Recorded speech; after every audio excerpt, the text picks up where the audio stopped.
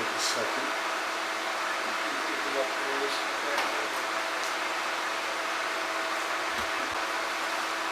Wait a minute, there's a fan going in here. Okay, we're rolling again. All right, this is a home interview, Saratoga Springs, New York. 27th of August 2004, approximately 10:15 a.m. Interviewers are Wayne Clark and Mike Russert. Could you give me your full name, date of birth, and place of birth, please?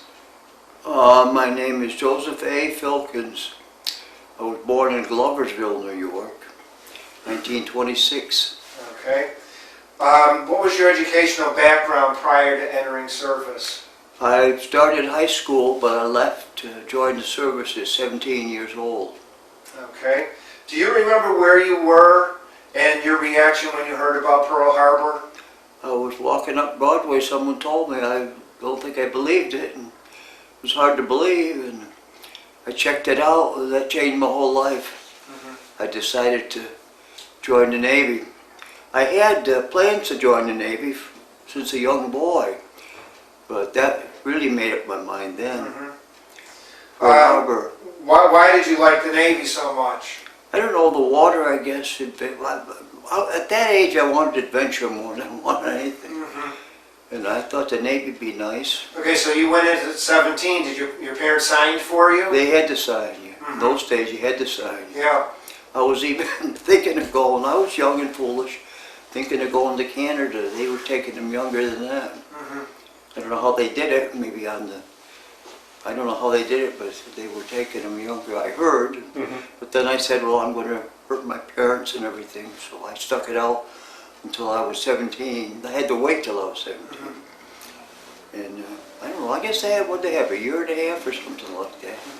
Did they have any problems with you going into the Navy, your parents? Oh, they didn't want me to go. Dad was in tears, Mom was too. But I don't know, I was patriotic and wanted to go, and that was it, yeah. Where did you go for your basic training? I went in Sampson, New York. Maybe 8 or 10 weeks, something like that. And this was in 1943? It was 1943 in March, I don't know the date. Oh, that's okay, you don't have to know that. Okay, you just received the normal basic training while you were in Sampson? Basic training, yeah.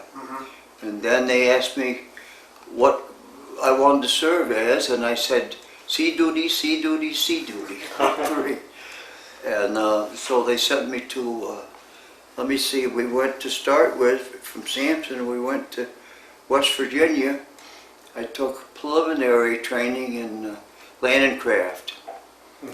I used to coxswain, that's a title, coxswain of the landing craft.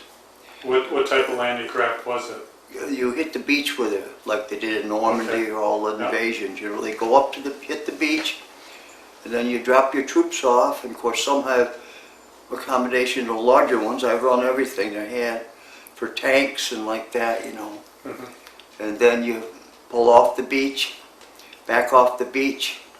It's very tricky. You have to run with the way the current, the tides are coming, or the waves are coming in. You run your land craft at the angle of the waves, stay with that, and then you back out, you don't have any trouble. Sometimes you take your boat and if you make a mistake, you broach it, you go sideways, then you're done for. You have to be pulled off the beach. Let me see, then I went to Fort Pierce, Florida for more high surf training, they called it, in landing craft. And then they had a notice up, you could volunteer for more training in an outfit called Scouts and Raiders. So, like I said, I was gung-ho young, and I volunteered for Scouts and Raiders, or strictly volunteers. And it was small outfit. They trained so many at a time that they were supposed to hit the beach ahead of the troops sometimes a day or two and mark the beach and like that. If they didn't go a day or two, they went in ahead of the troops, sneaked in, and then I went... So you were one of these scouts? Or? Scouts and Raiders, that's what I was trained for, see. But I really never used it. That's the funny part about it. And then Fort Pierce, Florida, after I graduated from that, well, it was a series of boat training and everything. We trained with the Army Rangers, they were down there sometimes. And then I went to Washington, D.C., spent a few weeks there. Then I took a plane, and I guess I had to leave then a few days. Then I took a plane to California. They shipped a small bunch of us, a little bit at a time, I guess, in California. And then I went from there by ship, troop ship, over to Bombay, India. Well, no, to start with, we stayed at Australia for a few days. We didn't have liberty or nothing. We had to stay aboard ship. Then I went to Bombay, India, and from Bombay a week or two there, and then I went to Assam, India, and then by plane, and we took, from there we were just a day or two, and we went, the Burma Road was closed then. The Japanese held it and controlled it. So we flew over the hump. There was 9 planes. We flew late at night, at high altitude with oxygen.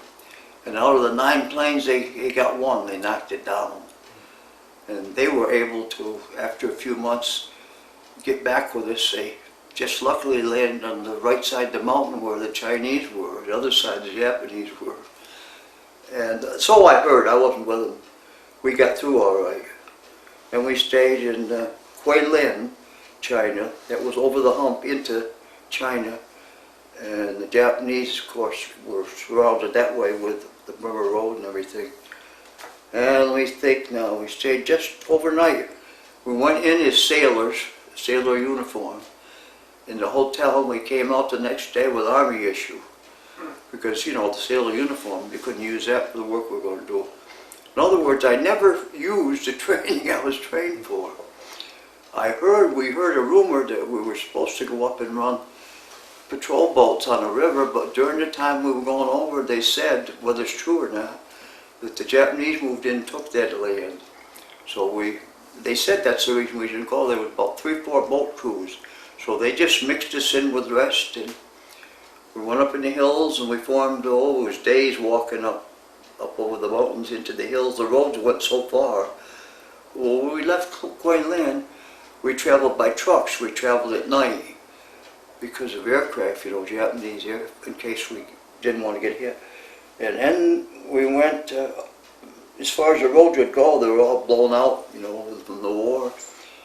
We went up over the mountains, a whole bunch of us. I don't know, I guess there was 70-something. And of course, other people were going different other directions to form these camps, series of camps, and they had numbers.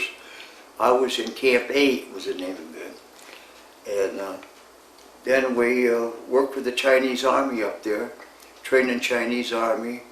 And I did a lot of work, like I always volunteered to go. It was a 5-day walk down to get the mail where the trucks were able to get up, see, from Guilin or wherever they sent it from. And I always volunteered to go because I like to get away, you know. Mm-hmm. It meant walking from morning till night, till dark, to make the time up over the mountains. And one time I picked the mail up all the time, every month or 2, I guess. I was volunteered for the mail run. No one wanted it because all the walking. It had me a chance to get away, you know, be by myself, me and another fella. And then we always had Chinese guides with us, because we didn't know where we were going. And then we had Chinese soldiers, 1 or 2, at least 1. And then when you come back with the mail, it's brought in by, everything was brought in by coolies. Mm-hmm. These yo-yo poles. Yep. And then you came back with the mail. And then another time I volunteered, a fellow here was working with demolition. He had his hand blown off. I volunteered to go and take him on a stretcher. Of course, the coolies carried the stretcher. And take him down to where we picked the mail up, where the trucks were able to get up. And they brought the doctor up, and he operated whatever he done. I never heard. I had to go back to camp. Mm-hmm. Of course, he was probably sent back. And another time, a guy had appendicitis. Well, we had 1 doctor with us, but he was not a surgeon. So I volunteered to take him down. And I like to do all that work. And of course, we work with the Chinese Army there too. Let me see now, the next... Now, what kind of weapons did you carry? I had a machine gun, small one, just small arms. Was it a Thompson or a grease gun? It was, I forgot the name of it, it was American machine gun. You carried it on your shoulder, small. Did it have a wooden stack or was Yeah, it a metal? I think it was wooden. I think it's been so many years. Mhm. Then I carried a 45, then I had a carbine. And the best ones in our outfit had Winchesters. They were the best shots. We gave us a test, rifle range.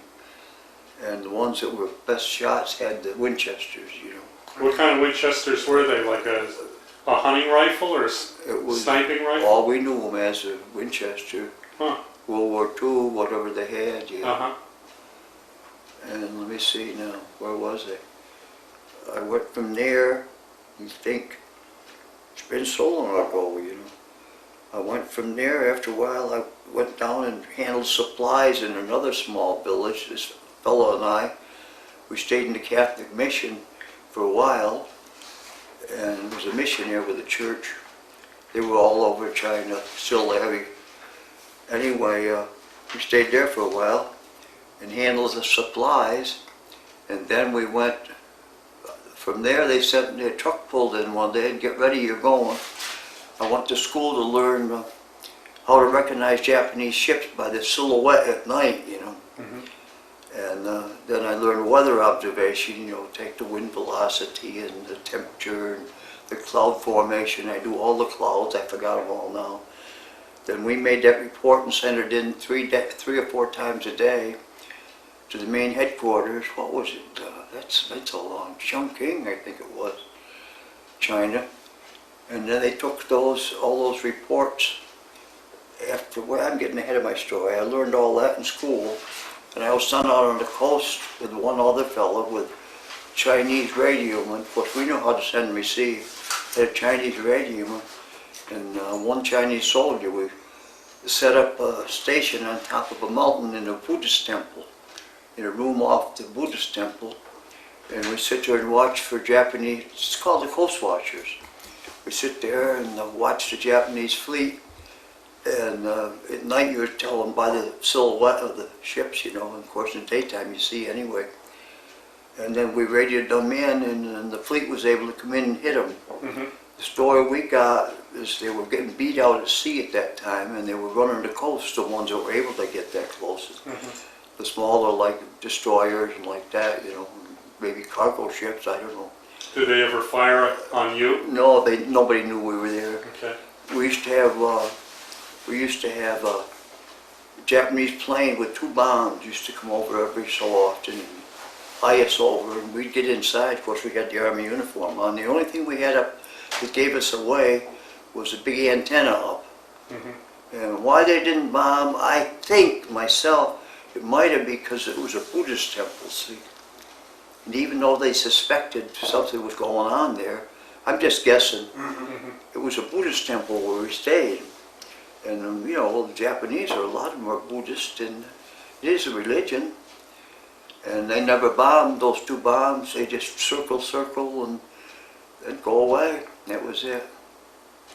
And we were there till the war ended. We were able to know from the radio. We had contact with, I think it was Chongqing. It's been so many years. The capital of China. It was a temporary capital. I forgot what the main one was, but they had been captured by the Japanese. So we hear a lot of hearsay. That's all, Mm-hmm. Now, what kind of food did you have? We lived off the land. Mhm. Whatever we could get, rice and eggs, and once in a while we'd lucky get a chicken. And up on the mountain where we had this station set up, we had a Chinese cook. We were able to hire a Chinese cook. Even though, you didn't make much money, you got per diem, so much to live. The government here gave us so much to live on, and we bought what we needed, food. Oh, so you didn't have Army K rations or Oh, we anything had like nothing that? from the Army. We smoked Okay. Chinese cigarettes. We lived off the land.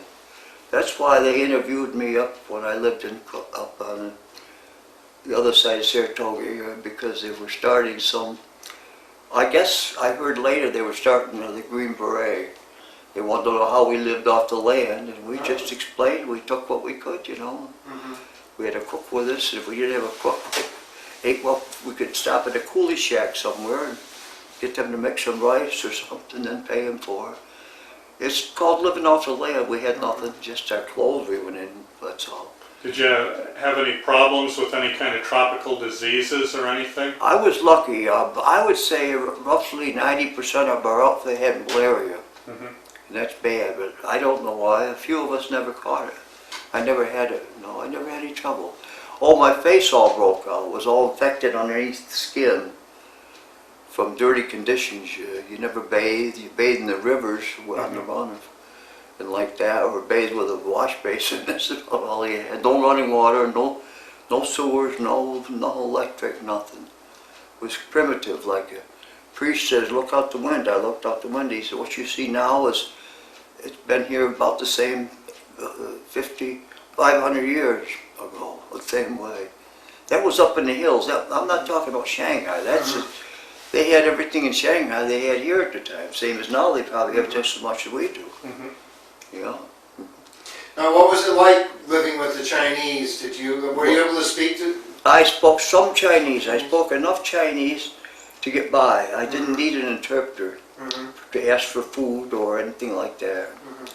But I was limited Chinese. Some of our outfit, they spoke fluent Chinese when they left. They caught on easy, but either I didn't bother or what, I don't know. I spoke just enough Chinese. What were your relationships like with the Chinese people? Oh, I got along all right with them. Oh yeah, the Chinese soldiers and the Chinese coolies and whoever we worked with, Chinese interpreters and cooks and like that. None of them spoke English. What we wanted, we had to tell them in Chinese, you know. You said one impression that you had was a Chinese man you met that was had been held by the Japanese. One man they brought in who was really a mess. He had been held and he escaped, or they dropped him off or something. I don't know. He was been beat up bad and real worked over bad. He was bleeding and everything, you know.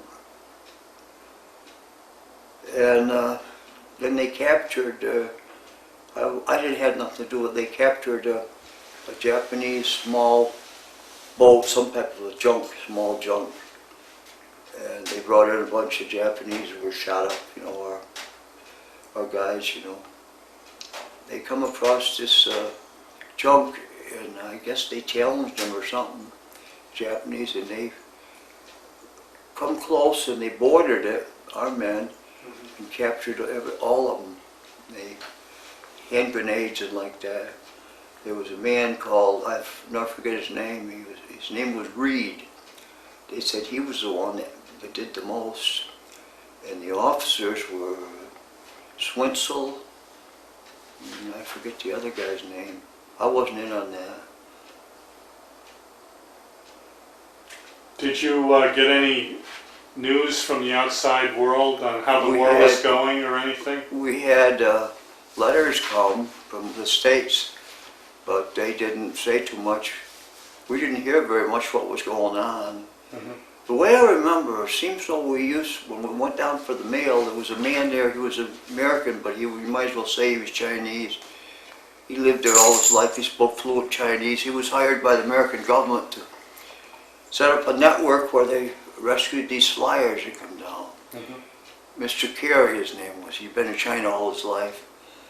And he had a radio. He was able to, we sit there at night and hear what they'd done, how many ships they got, Japanese ships, and got a little information that way. But up in the hills, we had no contact. The radio we had with the Chinese radio, that was strictly for business, you know. We sent everything in code. Of course, it wasn't the main United States code, you know. But we had what they call a one-day pad. You use that once and throw it away. And then another code, I forgot just how it works, but everything was coded and sent into the main headquarters. Well, the ships we spotted, that was sent in right away. And then the weather observations, 3-4 times a day, they were sent in. It's been so long I forgot a lot, you know. And then the war was over. We got word to break up the camp, and I guess we destroyed all the codes. Either that or brought them with us. We were ordered to go to Shanghai. And then we went down the mountain the next day with coolies with everything, our equipment and everything. And then we hired a junk, Chinese junk, that's a ship, you know, with sails, to go to Shanghai. And then one day we hit a typhoon at night, we almost sunk. They're a strong ship, those junks, oh boy, I swear by. We thought we were done for. And we got through it, they broke the rudder. The Chinese fixed that the next day, and broke the sail, they fixed that.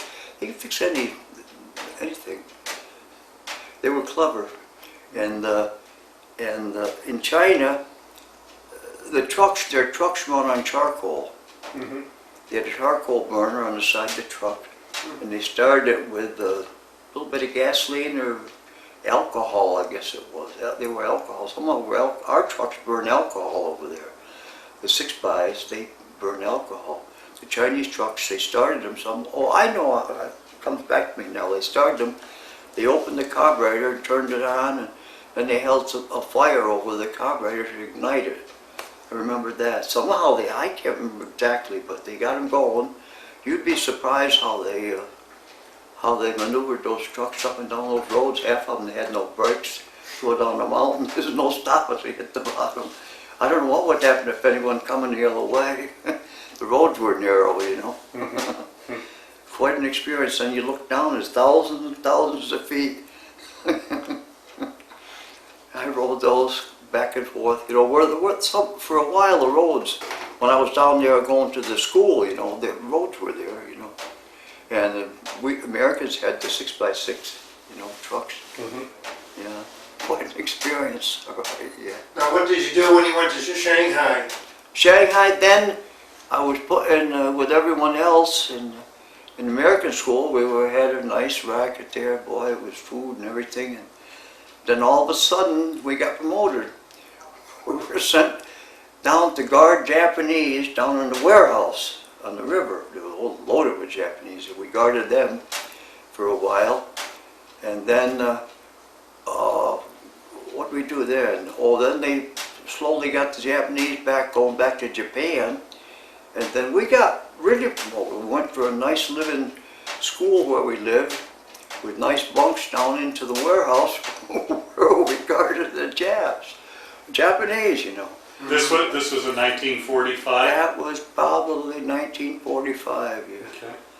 And we stayed there for a while, and I decided this isn't for me. Mm-hmm. I want to get on shore patrol, that's Navy police, you know. Mm-hmm. So I got out one time and went up, and I knew an officer there who was up in the hills with me.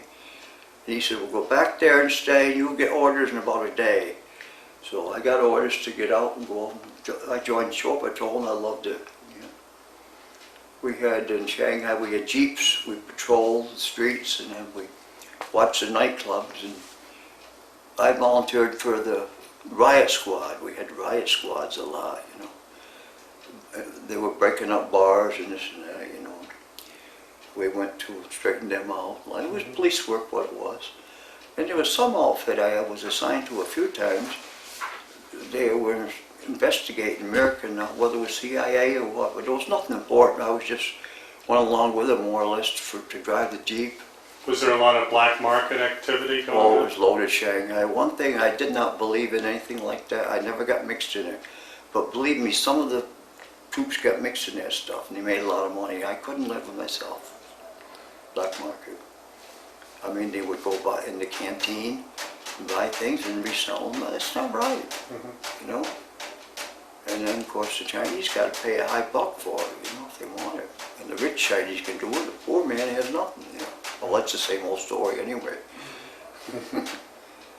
So I don't know what else to tell you. And then Well, how long were you in China?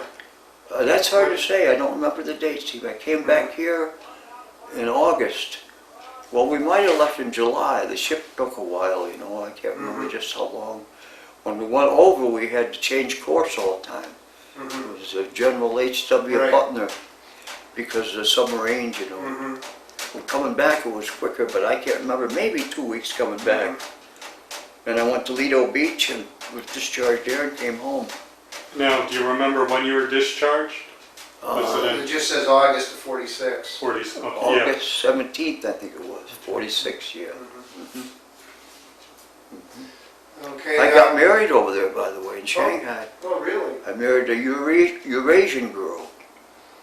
Her ancestors way back were part Chinese, and her father was mixed. her mother was French and Jewish, so she was mixed up. There's her pictures there. Okay. Very my pretty lady. Hmm? Very pretty lady. That's a long time ago, yeah. Yeah. And we, Did you have any difficulty with marrying someone over there? yeah, they gave us a rough time, yeah. The church, she was Catholic, and at the time I was Protestant, and the church was deadly against it. And then the Navy was deadly against anyone marrying foreign girls. So just happened like it can happen here, I guess, I don't know. We had 3 kids. Did she come back right with you, or? Yeah, but that's the funny part. It was democracy. But I had to stay in the hold, and she stayed up with the nurses and like that. And we couldn't see each other, forbidden to see each other at all to start with. And then we went to the captain or assistant, whoever it was, and maybe the chaplain helped, I can't remember. And my wife could tell him what she thought, but I couldn't say a word because I'd be court-martialed.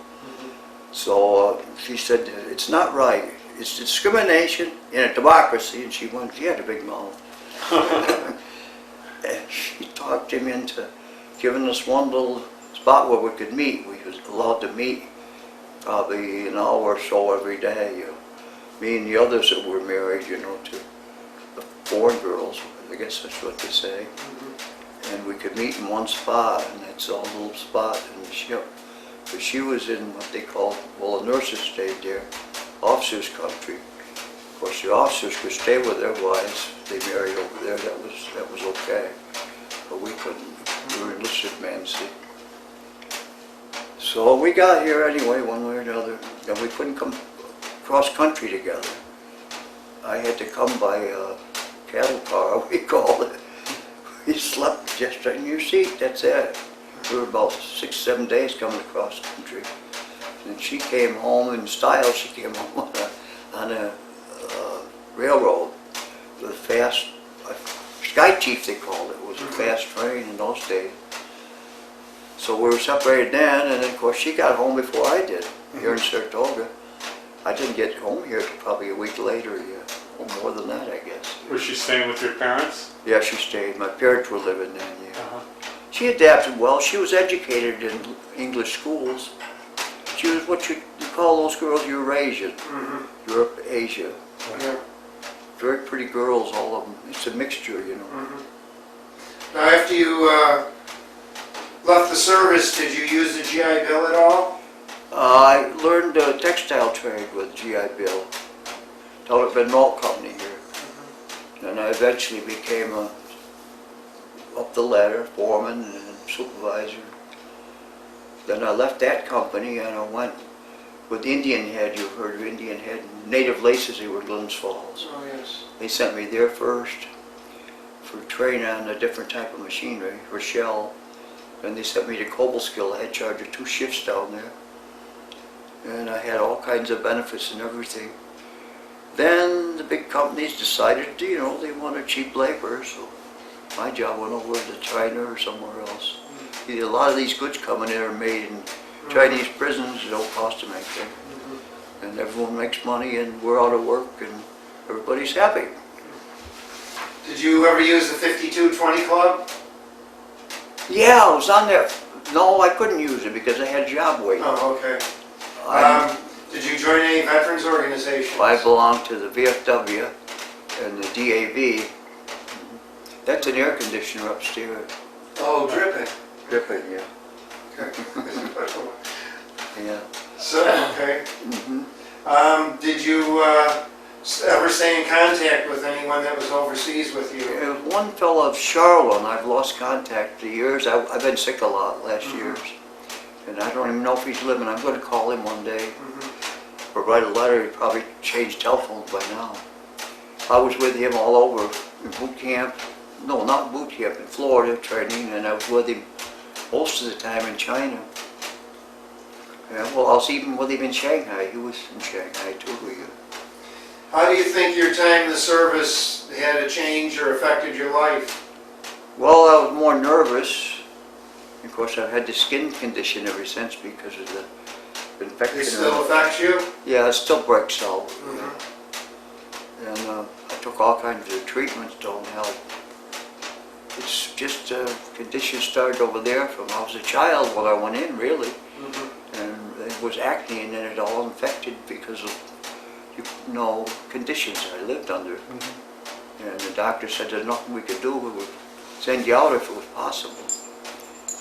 Back to get treatment, but never got it. He said the only thing I can tell you, you gotta put white lightning on it. White lightning is almost alcohol, it's wine. Yeah, they call it baju in Chinese. If you want it, muya baju. I knew how to ask what I needed. We were young and foolish. And Of course, you met your wife over there too. that was after the war in Shanghai. Yes, That was right. just like here. It was just everything was there in Shanghai. And the food was terrific there too. Up in the hills, there wasn't much to buy. You had money to buy it, but nothing to buy to speak of. Now, did your wife leave family behind over there? Yeah, she left her mother and her sister. And the rest of the family was in the Philippines. They were trapped there. The Japanese moved in, took Shanghai, and they never got back till after the war. No, they never got back. They stayed there. Then her rest of her family, the communist movement was getting strong, so they moved out into the Philippines. And then eventually her mother came here. She had no one, so I suggested to get her here. So we were able to do that. So she at least had her mother here anyway. But I don't imagine it's very easy giving up.